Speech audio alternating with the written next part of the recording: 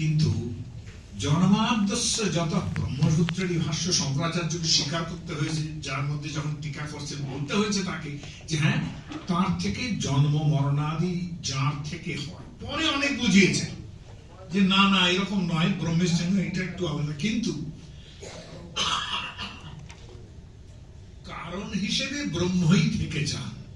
যদি তা না হতো তাহলে ন্যায় দর্শনের ওই অসামান্য শ্লোকটি আসত না। ন্যায় দর্শনের একটা শ্লোক আছে, আরম্ভ করছেন, গ্রন্থটার নাম ভুলে যাচ্ছি, যাই হোক, যেখানে বলছেন নূতন জলধারা রুচাই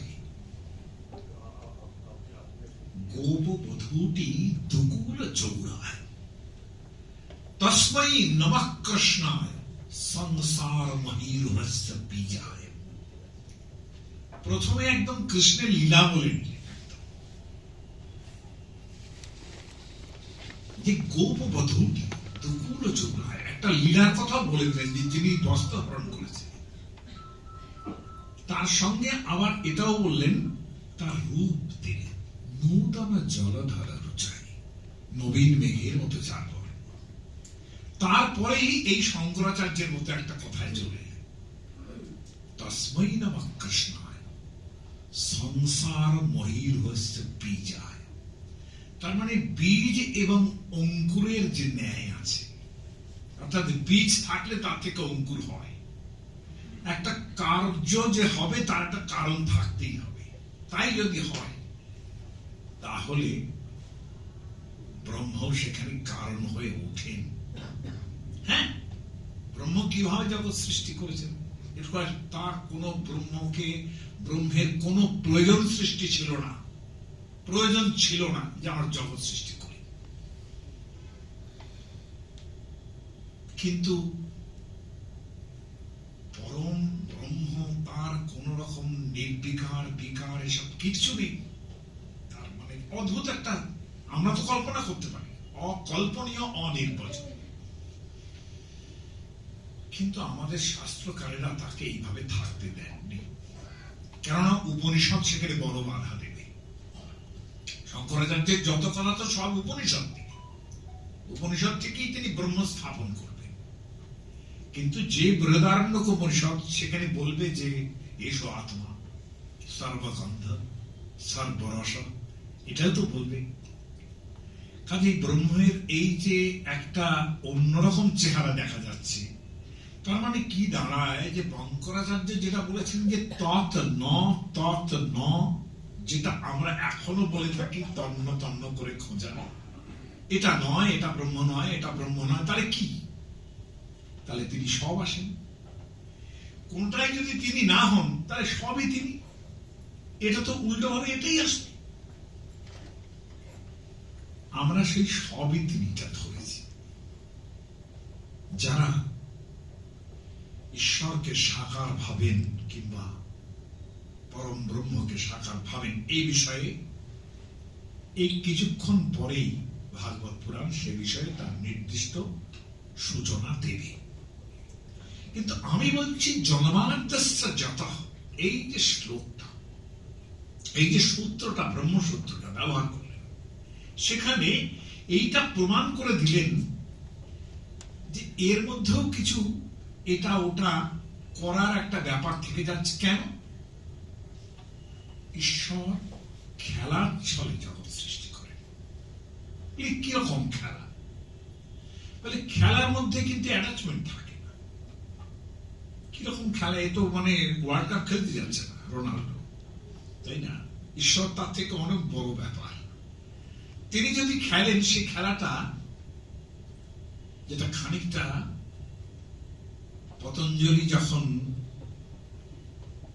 মহাভাষ্যকার পতঞ্জলি যখন ব্যাকরণের পাণিনির সূত্র একটা আছে, সেটার মানে হচ্ছে যে আপনি কর্ম কাকে বলবেন। কর্ম হচ্ছে সেইটা যে কর্তুর ঈপ্সিত তমম কর্ম, কর্তার যেটা ঈপ্সিত তম, সেইটা হলো কর্ম। কর্তা ক্রিয়ার মাধ্যমে যেটা সবচেয়ে বেশি পেতে চায় সেইটা হলো কর্ম। আবার কারক বিভক্তি নিয়ে পড়ে গেলাম, কেন তো শুনতেই হবে। সূত্রকার যখন, পাণিনির মতো সূত্রকার যখন বললেন যে কর্তুর ঈপ্সিত তমং কর্ম, তখন প্রশ্ন হল যে তো আপনি তম বলছেন কেন? ঈপ্সিত তমটা না বলে ঈপ্সিতম কর্ম বললেই তো হতো, তাই না?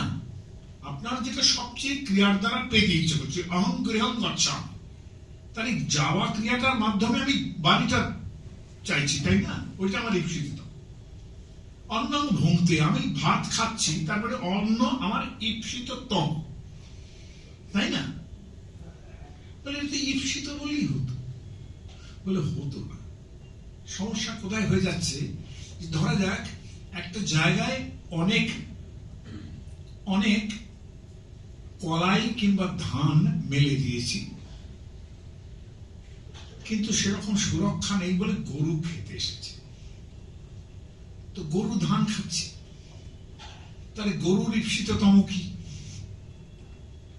ধান। আমার ঈপ্সিততম কি হবে? গরুটাকে তাড়াবো, তাই না? তাহলে আমার ঈপ্সিততম যদি গরুটাকে তাড়ানো হয়, তাহলে গরুর যেটা ঈপ্সিততম সেটার জায়গায় আমি তো কর্ম দিতে পারছি না, বলে এই জন্য আমাকে ঈপ্সিততম লাগাতে হয়েছে, তমটা লাগাতে হয়েছে।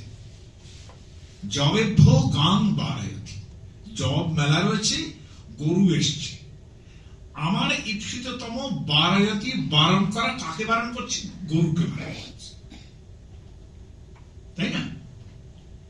কিন্তু যে আমার কর্ম হয়েছে সে যদি কর্তা হয়, তার ঈপ্সিততম ছিল কিন্তু জব, ধান ইত্যাদি।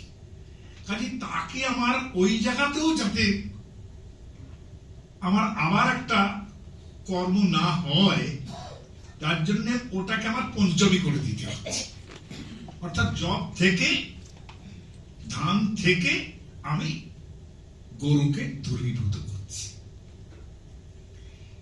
এটা কিন্তু বক্তব্য নয়, আমার এখানে কোনো কাজে লাগবে না। এই সূত্রটা কাজে লাগবে কোথায়? তারপরেই বললেন যে আচ্ছা,